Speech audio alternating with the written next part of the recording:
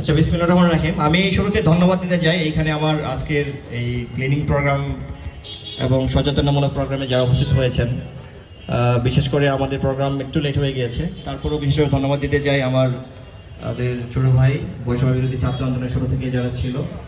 শাকিল আছে এইখানে, আকাশ আছে, সাগর আসছে, সীমান্ত আছে এবং অন্যান্য রাজনৈতিক নেতৃবৃন্দ যারা আছেন এইখানে, আমাদের লিটন কাকা আছে, রূপন আছে সহ যারা সাধারণ যারা আমাদের নাগরিক আছেন, আমার বন্ধু বান্ধব যারা আছেন, সবাইকে ধন্যবাদ আজকে এই আমাদের প্রোগ্রামটা সুন্দর করে আয়োজন করার জন্য।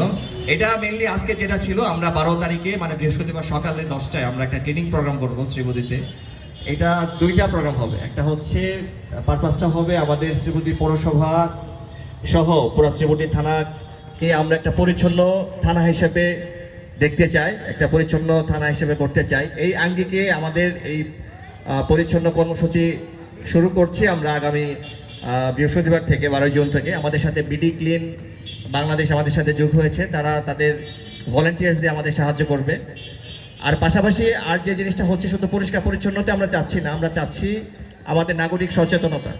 সেই সচেতনতার জায়গা থেকে আমরা যাতে আমাদের পরিষ্কার পরিচ্ছন্ন জায়গাটা যেটা আমরা পরিষ্কার করে দিব, সেকেন্ড টাইম যাতে ওই জায়গাটা আমরা আবার ময়লা না ফেলি, আমরা যাতে সাবধান হয়ে যাই, আমরা যাতে আমাদের নাগরিক দায়িত্ববোধের জায়গাগুলো থেকে আমরা যাতে প্রপারলি আমাদের কমন সেন্স অ্যাপ্লাই করতে পারি, আমাদের সুন্দর জায়গাটাকে যাতে আমরা সুন্দর রাখতে পারি, আমাদের ঘরটাকে যত সুন্দরভাবে রাখতে চাই, আমার রুমটাকে যত সুন্দর রাখতে চাই, পরিপাটিকে রাখতে চাই, আমার নগরটাকে, আমার শহরটাকে, আমার বাসস্থানটাকেও যাতে আমরা তত সুন্দরভাবে রাখতে চাই।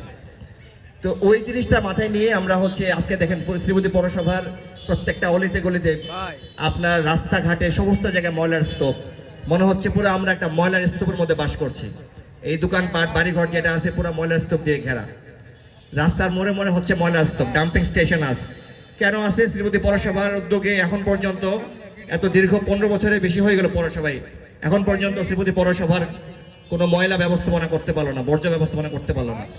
তাহলে একটা পৌরসভা যদি ময়লা ব্যবস্থাপনা না করতে পারে, আদৌ ওই পৌরসভা আসলে শ্রীবতী আমরা উপযোগী কিনা বা পৌরসভা কেন থাকবে, সেটাও একটা আসলে প্রশ্ন। অন্যান্য নাগরিক সুবিধা তো বাদে দিলাম, গ্যাস, পানি, আমার নিরাপত্তা, সেগুলো তো অনেক পরের বিষয়। আমি সামান্য আমার যে বেসিক রাইটস যেটা আছে, আমি সেটাই পৌরসভা থেকে অ্যাভেল করতে পারছি না। কিন্তু পৌর নাগরিক যারা আছে তারা তো ট্যাক্স দিচ্ছে, আমরা যে ট্যাক্স পে করি, সুতরাং এটা আমাদের নাগরিক অধিকার এবং আইনগত অধিকার যে আমরা আমাদের নগরীর যত সুবিধা আছে, মিনিমাম যেটা আছে, আমরা জানি বাংলাদেশের অনেক বেশি আমাদের ফাইন্যান্সিয়াল ক্রাইসিস আছে, তারপরও যতটুকু আছে আমরা এটুকুর মধ্যে কেন পাবো না? একটা রাস্তাঘাট পরিষ্কার রাখতে, নিয়মিত স্লিপার দিয়ে পরিষ্কার করতে কতদিন সময় লাগে? তো ওই জায়গা থেকে পৌরসভাকে আমরা প্রেশারাইজ করে রাখবো, পৌরসভাকে যাতে ঠিক মতো তাদের দায়িত্ব পালন করে।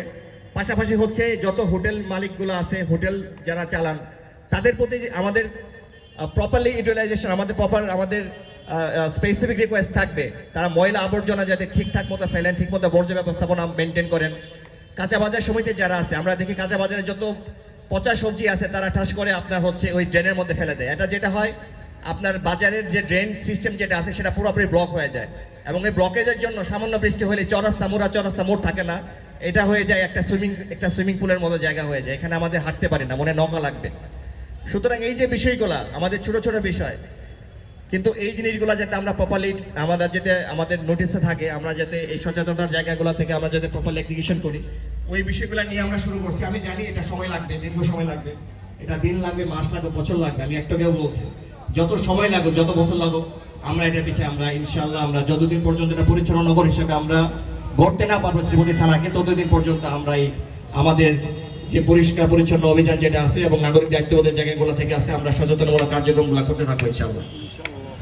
এটা প্রথম কথা। দ্বিতীয় কথা যে জায়গাটা হচ্ছে, আমরা ভাগ্যবান, আমাদের শ্রীবতী থানা এবং শেরপুর জেলা হচ্ছে গারো পাহাড় দ্বারা বেষ্টিত একটা জেলা, কিন্তু দেখা যাচ্ছে এই গারো পাহাড়ের দিকে কিছু হায়নার মতো লোক এই গারো পাহাড়ের দিকে হচ্ছে চোখ পড়েছে, তাদের নিজস্ব সুবিধা, নিজের টাকা বানানোর লোভে তারা পাহাড়কে ধ্বংস করছে। এর বিরুদ্ধে আমরা প্রতিবাদ করছি দীর্ঘ 7-8 মাস ধরে। বিশেষ করে আমার সামনে যারা আছে, বৈষম্য বিরোধী ছেলেমেলে ছাত্ররা যারা আছে, তারা শুরু থেকেই এই আন্দোলনের সাথে যুক্ত ছিল, পরবর্তীতে আমি যুক্ত হই। এর সাথে অনেকেই আমাদের মহামান্যরা আমাদের উপর রাগ করেছে, আমাদের সাথে অভিমান করেছে, আমরা কেন কথা বলি এই বিষয়গুলো নিয়ে, অন্য কোনো রাজনৈতিক নেতৃবৃন্দ কেন কথা বলে না, আমরা কেন কথা বলি। সুতরাং এই বিষয়গুলো মাথায় নিয়েও, ওই পরিমাণ শত্রু ভাবাপন্ন জায়গাগুলো নিয়েও আমরা কাজ করছি, অনেকে শত্রুও হয়েছে। তো সুতরাং এই জায়গাগুলো আমি বলতে চাই, যতদিন আমাদের জীবন আছে আমরা ততদিন এই পাহাড় ধ্বংস যারা করবে তাদের পিছনে আমরা ছাড়বো, তাদের পিছনে আমরা কথা বলতেই থাকবো। আইনগত প্রতিকারের বিষয়ে আমরা যেভাবে কাজ করছি আমরা এটা অব্যাহত রাখবো যতদিন পর্যন্ত সম্পূর্ণরূপে বালু উত্তোলন, অবৈধ বালু উত্তোলন বন্ধ না হয়। এই দুটা বিষয় নিয়ে আজকে আমাদের আলোচনা ছিল। আমি নাগরিকভাবে যারা এখানে উপস্থিত আছেন, দিন শেষে আমরা সবাই বাসায় যাব পরে আমাদের সবার বাচ্চা কাচ্চা আছে, আমাদের ভাই বোন আছে, আমাদের মা আছে।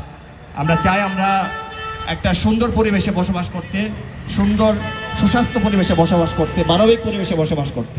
সেই সুন্দর সুস্বাস্থ্য মানবিক পরিবেশ যদি আমরা চাই, আমরা যারা এইখানে শ্রীমন্তী বিশেষ করে পৌরসভায় যারা থাকি, বাজারে যারা থাকি, আমাদের দায়িত্ব সবচেয়ে বেশি।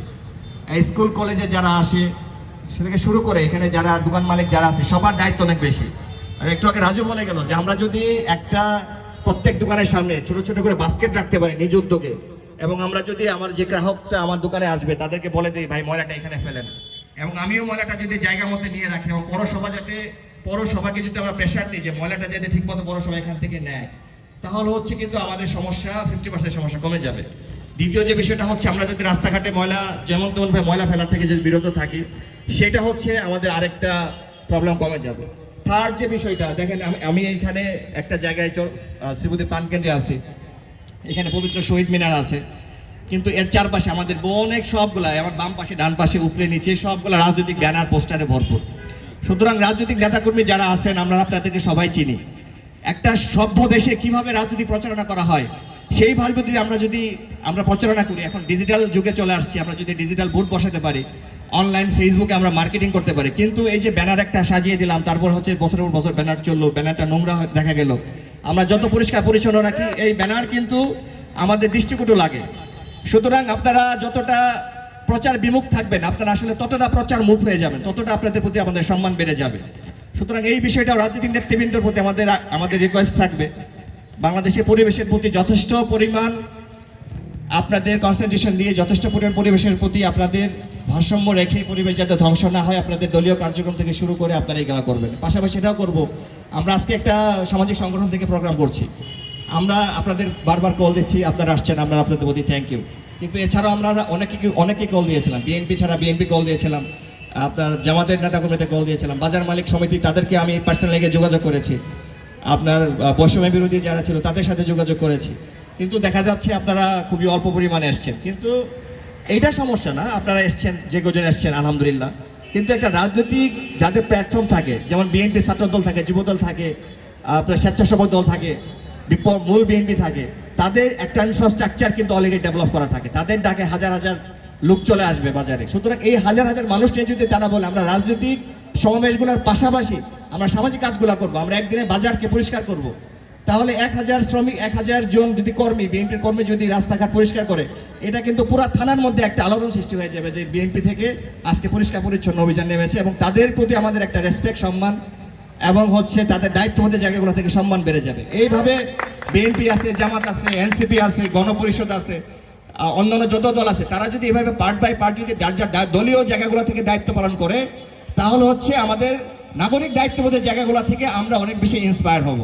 সুতরাং আমি আশা করবো এখানে যুবদলের সদস্য সচিব আছে, ছাত্রদলের সেক্রেটারি আছে, তারা যাতে দলীয় ফোরামগুলোতে এই বিষয়গুলোতে অ্যাড্রেস করে, এবং আমরা যদি তাদের যদি আমাদের সহযোগিতা লাগে আমরা সর্বোচ্চভাবে যাতে সহযোগিতা করব, একসাথে দলীয়ভাবে এবং সামাজিক সংগঠন এবং নাগরিকভাবে যাতে আমরা একসাথে এই শহরকে পরিষ্কার পরিচ্ছন্ন রাখতে পারি, সুন্দর মানবিক শহর করতে পারি, এই মর্মে আমি সবার কাছে আমি আবেদন জানাচ্ছি। আমি আর বক্তব্য বাড়াবো না, আমি সমাপনী বক্তব্য হিসাবে আমি শ্রীপতি থানা ছাত্রদলের সংগ্রামী সদস্য, তোমাকে একটা বলি, সদস্য সচিব রূপমকে সংক্ষিপ্ত বক্তব্য দেওয়ার জন্য অনুরোধ করবো। তারপরে আমাদের শ্রদ্ধেয় যুবদলের সদস্য সচিব এখলাসুর রহমান লিটন কাকা কথা বলবে। কথা বলার পরে আমরা একটা শ্রীপতির যে সুন্দর যে জায়গাগুলো, এই জায়গাগুলো নিয়ে আমরা একটা ভিডিও শট করেছি, আমরা ছবি তুলেছি, এবং পাশাপাশি যে জায়গাগুলোতে আমরা ধ্বংস হচ্ছি, আমরা প্রতিনিয়ত আমাদের ময়লাস্তূপ থেকে আমাদের রোগ জীবাণুগুলো যে ছড়িয়ে যাচ্ছে, অসুন্দর হচ্ছে, দুর্গন্ধ ছড়াচ্ছে, ওই জায়গাগুলো আমরা আমাদের ক্যাপশনে নিয়ে আসছি। সে ভিডিও শো করে আগামী 12 তারিখে বৃহস্পতিবার সকাল 10টায় সকলের প্রতি আমন্ত্রণ জানিয়ে এই পরিষ্কার পরিচ্ছন্ন অভিযানে আপনাদের অংশগ্রহণমূলক আমন্ত্রণ জানিয়ে আমি আমার বক্তব্য এখান থেকে শেষ করছি। সবাইকে ধন্যবাদ। আসসালামু আলাইকুম।